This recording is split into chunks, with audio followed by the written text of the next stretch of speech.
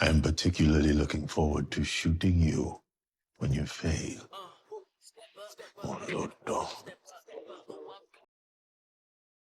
So based on what we've seen so far with Lauren being alive at the end of episode 1, it really is just scratching the surface of what we can expect going forward in Power Book 2 Go Season 3. There's of course the fact Brayden and Effie are keeping this big secret. Both of them think Lauren is dead, and so does everybody else, apart from Jenny Sullivan. Lorenzo still holds his secret with him being behind Zeke's death, and in trying to cover his tracks, he's going to end up pushing Cane towards the truth. A truth that will send shockwaves throughout the Tejadas, and perhaps having equally devastating consequences for Lorenzo himself. We've also been given our introduction and mini backstory to Noma's character, and her and Obi are big global players in the game. So Tariq and the rest of the crew need to turn a profit, and they need to come up with a way to move this weight, and they need to do it quick. So as usual, we're going to run through all these exclusive images, which also include Drew, Diana, Davis McLean, as well as Evelyn, as well as any other teasers and interviews for Power Book 2 Go Season 3, Episode 2. Now the title for Episode 2 is Need vs Greed, and the synopsis reads, Tariq, Brayden, Effie and Cane divvy up Noma's product to push. Lorenzo sets a plan in motion to keep Monet off his trail after she orders him to find Zeke's killer. Meanwhile, we're going to see Cane looking at what happened with Zeke's death at Mecca's hangar. Now, I think the best place to start is of course Lauren being alive, the impact it's going to have on Tariq, Effie and Brayden, and also what's next for Lauren. So this is what Michael Rainey Jr. had to say on the Lauren situation. You know what's crazy? Tariq is used to people lying to him, he's used to betrayal and everything like that, but I feel like this is the one thing that could drive him to the ground. Obviously he put his trust in these two people, Effie and Brayden, and he's not going to expect them to be the one that did it. But obviously, you know, that's going to hurt him 100%. Especially now because at the beginning of Season 3, he's kind of becoming a different person as far as putting trust into people. He's actually finally trying to exhibit some trust, and he's trying to be a little bit more trustworthy with people. But you know, we see how that turns back on him. We'll see. Ever since my family been gone and Brayden been on lockdown, you've literally been the only person here for me. And I trust you. I know who you are. I'm never going to try to change you, okay? So Tariq and Effie have been together now for 3 months, but their relationship really is complicated to say the least. It goes back to Power where Effie ratted on Tariq at Chode, and now the Lauren situation really does cast a dark cloud over their relationship.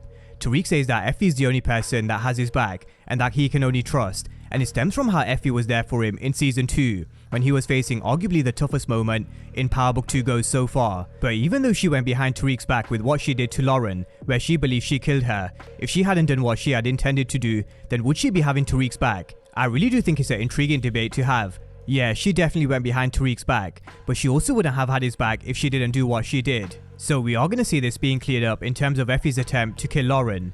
But coming to one of the exclusive images that were released, we're going to see Brayden and Effie deep in conversation, as Brayden makes his way back to Stansfield for the first time since he was suspended. He's going to tell Effie they need to tell Tariq about Lauren, but there is no way in hell Effie would agree. We're going to hear her tell Brayden they're taking this secret to their graves. Now, one person who's also in this who we need to keep an eye on is Cane. He also knows about the plan to kill Lauren, and in similar fashion to how he was playing Tariq's thumbscrew of Brayden in Season 2, it seems like he started to do the same with Effie in Season 3. The classic law for Ob 33 from the 48 Laws of Power, something we became accustomed to seeing from Kanan when he was cleverly manipulating Tommy against Ghost and driving a wedge between the two brothers. But this is something I'm going to come back to in just a moment. Now coming to Brayden, this is something we need to get used to. Brayden in a suit and tie in Wall Street at Western Holdings. But the intriguing thing about his family is, Trace is more uptight like his father, and Uncle Lucas Weston is very similar to Brayden. Lucas Weston is a lot more laid back, we see him in a jumper, shirt and jeans, whereas Brayden's father is in a suit, and it's not accidental. Lucas Weston is going to have an increased influence on Brayden's time at Western Holdings, and it is going to be interesting to see when they start up their organization and start to move their weight through Western Holdings, and also how he could have a part to play. So Lucas is definitely one to keep an eye on, but so is Kiki Travis. We all know mixing business with pleasure is never a good idea, so Brayden will need to watch his back when he starts moving weight. So one, they're moving Noma's product. This was an exclusive clip that was released earlier in the week. Cane, your family flooding the streets, right? Yeah, I got these niggas start moving shit today while Drew and Lorenzo expand our footprint. Alright, me and Effie, we're gonna hit the Ivories up while Stansfield cools down. It seems that Noma's going to take care of business in Paris, which leaves Obi in charge in New York, although he's not a fan of Noma's decision to give them a chance, and his face in episode 1 said it all, and he believes they're gonna mess it up. but he doesn't know Tariq St Patrick as we know him. He's the son of James St Patrick, and he's already shown us what he's capable of. And this Tariq in season 3 is different, and killing Bash proves it. But they're starting to put an infrastructure in place and build a network to move Noma's product. So it's going to be interesting to see them build this organization from scratch, especially because when we were introduced to Ghost, he was already 6 months into a working relationship with Felipe Lobos. We were never given any insight into how he met him or how he put his people in position, but this is something we're going to see from Tariq St Patrick. Now, just a little mention for Cane and Effie. Brayden and Tariq will leave this meeting, and when they do, I wouldn't be surprised if Cane starts to work on Effie again. Although so far, she has resisted his advances, but whether it stays that way, let's wait and see, because one secret he does hold is he knows they were involved with Lauren's death. Now with the Tejadas, Monet still wants answers for Zeke's death, and we're going to see Davis back at the Tejada household with the information that the feds believe whoever killed Zeke most likely pulled the trigger on Mecca, and both murders are connected. And that really does spell danger for Monet Tejada, because she was the one who killed Mecca, but the man who pulled the trigger on Zeke was Lorenzo. So we're going to see Lorenzo tasking Cane in finding the killer of Zeke, but he's just digging his own grave by sending Cane on this mission.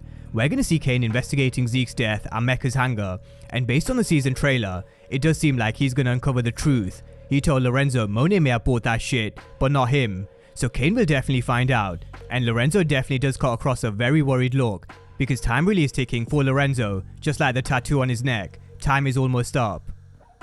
Now elsewhere, it seems like Ev is making his move away from Stansfield, and he made it clear in episode 1, he doesn't feel comfortable around Kane's guys, and he's trying to make it to the NBA, and it is about time they close Ev's story one way or another, because this is the only way we're going to see Drew focus on the game. We're also going to see Drew taking a beating in the street, with Lorenzo saying the same guy who attacked Drew probably killed Zeke. But not only is Lorenzo lying, I wouldn't be surprised if he was behind this, so we're going to see Drew on Demon Time. Now we're also going to see Diana and Salim together, a relationship that I do expect to start blossoming as the season goes on. And what are Diana's intentions this season? Her and Monet's relationship isn't exactly in a great place, but she's finally got what she wanted by studying at Stansfield, and she'll also be hustling sooner or later. But can Salim be trusted? He's also another character who's raised alarm bells in the comment section. Now with Davis McLean, he's got his own issues with Theo, and it really is race against time. He needs Saxe to work on his release, which in turn will allow him to get into this drug trial that Mr. Patel was talking about. But at what cost? It does seem like Davis really is willing to risk it all for a slim chance. A very slim chance. Now episode 2 is also where we're going to see Evelyn return, and I think this is the last phase that Monet wants to see. Not just because she's still grieving Zeke, she knows they were behind Uncle Frank's death, but it seems like she's not accepted the money that Monet gave her in season 2. And where the hot topic of episode 1 was Jenny CI, can Evelyn be trusted? I really don't think she can. But that's a preview of Ghost Season 3, Episode 2, an episode where the truth surrounding Lauren being alive and Zeke's death will take one step closer to being revealed, and it really will change the game when it comes to this Rico investigation, and that's another problem Tariq could do without, but Ghost had to go through it once, and now so does he. So drop all your thoughts and predictions for Ghost Season 3, Episode 2, but as always, thank you guys for watching, and I'll see you next time.